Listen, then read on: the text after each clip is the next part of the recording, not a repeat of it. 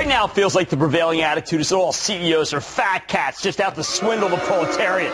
Or at least that seems to be how Washington seems to view it.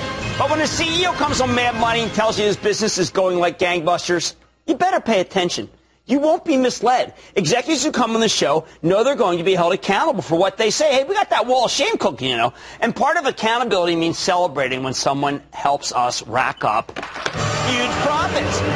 Think about Herbalife, HLF. It's the Avon or Tupperware of the nutritional supplement and weight loss business. This stock was up $5 today. Did you have any that were up $5? Or 11.7%. Joined the 52-week high club after reporting a blowout, better than expected quarter following the close yesterday. I was doing the show, saw it, I said, holy cow. But you know what? I shouldn't have said holy cow, because you could have seen the move coming if you listened when I last interviewed Herbalife CEO on May 12th when the stock was at $47, 17% gain.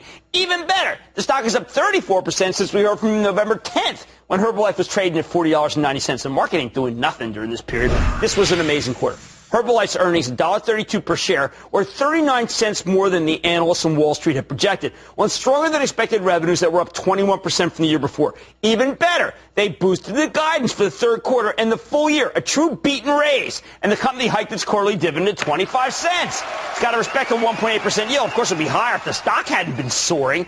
At the same time, it repurchased 1.1 million shares during the quarter as part of its billion-dollar buyback authorization. Massive, given that the capitalization is just $3.3 billion. That makes Herbalife one of the most shareholder-friendly companies on earth. As far as I'm concerned, Michael Johnson, Herbalife's terrific CEO, has proven himself to be bankable time and time again since we started the show. I think you should pay very close attention to what he has to say about the quarter and Herbalife's future. Mr. Johnson, welcome back to Mad Money. Hi, Jim. All right, you blew us away. I mean, I got to tell you, when I saw you in May, I knew you were going to that big conference in Singapore. You were all fired up. But this quarter was amazing. On the conference call, I have to admit, you talked about a phrase that I want people to understand if they get one thing out of this interview. Daily consumption, because that's what seems to be on fire for you guys. Well, Jim, it's the opportunity for our distributors to get a product in front of people every single day. They've created, as we talked about before, this incredible social network, whether it's a club or an office, to get people coming to them. They're giving them a shake. It's replacing really a bad meal with a good meal, and they're consuming it every day, and then even taking retail products home. So it's a win-win.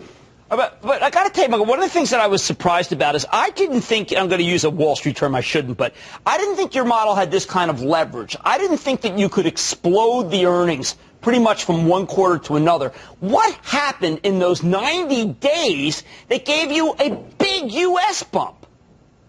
Well, it's acceleration. And what happens, and you and I have talked about this before, is that our distributors are very shrewd. They follow the winners. And what happened when the Nutrition Club concept came in, daily consumption, the sustainable business models, they started following them, and it adopted in what we call the U.S. general market. The Latin market's been on fire for 3-4 years in the U.S.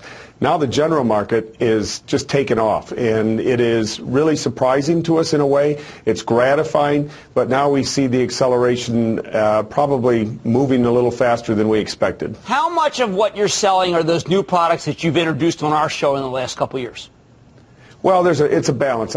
Frankly, our oldest product we have, our Formula One shake, which is a meal replacement, and our goal through our science, our doctors, our clinicals, is to make that the best meal you can possibly get all day.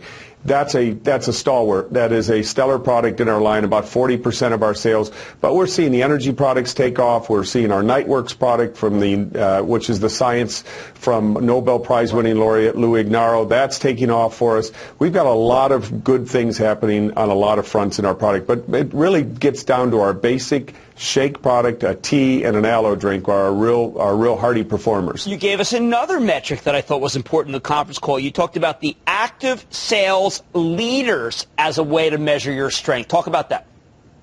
Well, these active sales leaders, these are the people who are building their businesses by doing two things, by recruiting other people into the business opportunity, as well as building a retail opportunity. I think you know, again, and I don't mean to keep saying that, but you and I have had the opportunity to be with you many times, and it's always gratifying to tell our story. We have changed the marketing plan, which allows people to qualify for a bigger discount over a 12-month period, which used to be over a 1 or 2 month period. So we've taken the pressure off distributors putting recruiting as their primary focus and balancing it out between retailing and recruiting, and that is an active sales leader, somebody who's purchasing more products, somebody who is recruiting more, and that is balanced out through a 12-month period. We're seeing a real nice takeoff in that marketing plan change. But there could also be a counter-cyclical element to this, right? I mean, don't people, we keep reading about unemployment. We know it's not getting better.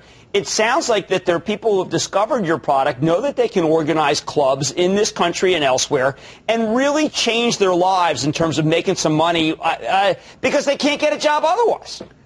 Well, that's true. There's underemployment, there's non-employment, there's people who are looking to enhance their income. And if you may, one of our great stories this year is we have a woman who's a phys ed teacher in the Midwest who is qualified very up in our marketing program, probably making a 6-digit income right now in a small community under 20,000. And she saw her kids, frankly, obese in high school, and she saw the parents obese. So she started a club, she got people in, and she was doing it, frankly, to lead with a product, to get people healthier. And all of a sudden, her income starts to rise, and she lives in this community of under 20,000 people. And I had to ask her, what the most expensive home in the community is, and she said it's about $60,000. Could you imagine, Jim, in your community making double what the most expensive house is? Well, think about that. I gave you the floor on this to be able to talk about that. I want our viewers to know this because you've delivered. I mean, I don't, typically I would not. I mean, did I softball if I say talk about that? You could argue. But when you put up numbers like this and you make us so much money, you have every right to be able to just crow about what you did. I want to thank you for everything you've done and for coming on when the shorts attack you, for coming on when the stock is low, and for delivering that beautiful quarter. Michael Johnson, you're for real. Thank you very much. Thanks, Jim. Always good to be with you. Thank you. Listen, this guy, this is a buyback. You got a dividend. You got a blowout quarter. This is what we live for on Mad Money. Michael Johnson, Chairman and CEO of Herbalife, and the stock ain't done. Stay with Cramer.